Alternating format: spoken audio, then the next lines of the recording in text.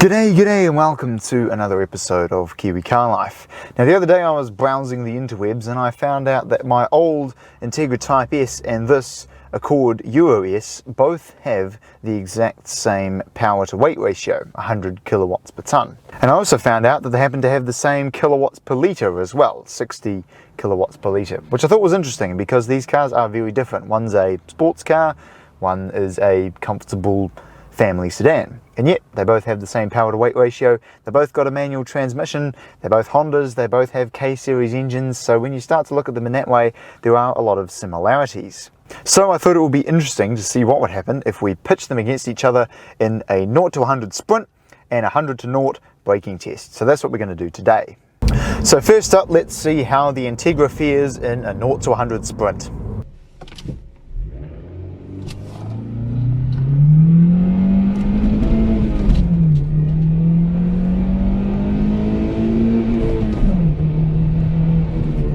Alrighty, so that was about as good as I was going to get out of the Integra. With a good launch, a good hard shift into second and valve bouncing it at the top of second gear, just managed to scrape 100 out of it, and I did it in 7 seconds. So now let's see what this big beast of an Accord can do.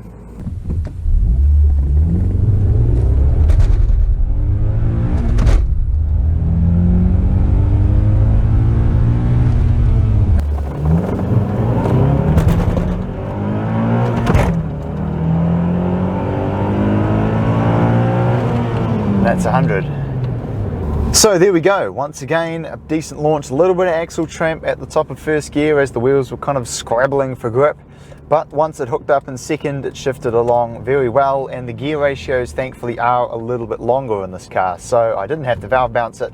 I could make it to 100 comfortably in second gear, and what do you know, I did it in 7 seconds. So despite the extra weight and the fact that this car is not really considered a sports car, I mean sure it has the sports kit on it which makes it look kind of sporty, but I mean an Accord and an Integra, they're quite different cars really, and yet thanks to this having a little bit more power to offset the weight, they have the exact same 0 to 100 time. Very interesting. So next let's see how they fare in a braking test.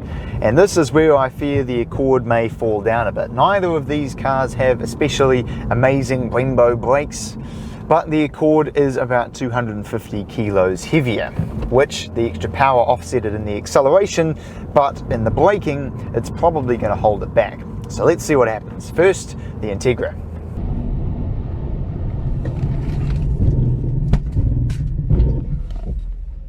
So there we go, that stopped surprisingly well. The ABS didn't have to kick in too much thanks to the reasonable tyres, and I managed to stop in 3.3 seconds, which is not at all bad from motorway speeds. So now let's see what the Accord can do. On the brakes. So once again it actually stopped surprisingly well. And like I said before, the Integra did it in 3.3 seconds, and this did it in 3.3 seconds. So there we go. I thought that was extremely interesting, that two cars, one with 2 doors, small sporty little car, and then this big 4-door family sedan, they both accelerate the same, they both stop the same, and for all intents and purposes they drive very similarly as well. Obviously this one's a bit more of a boat, but once you turn it into a corner, it does still grip extremely well. And I said this in my review that sure, this is no sports car, but it strikes a good balance between cornering comfortably and smoothly and driving nicely to being a pretty darn good car through the corners. And as we've now seen, when you compare it with an Integra, which most people would consider to be a substantially more sporty car, it actually puts up quite a good fight.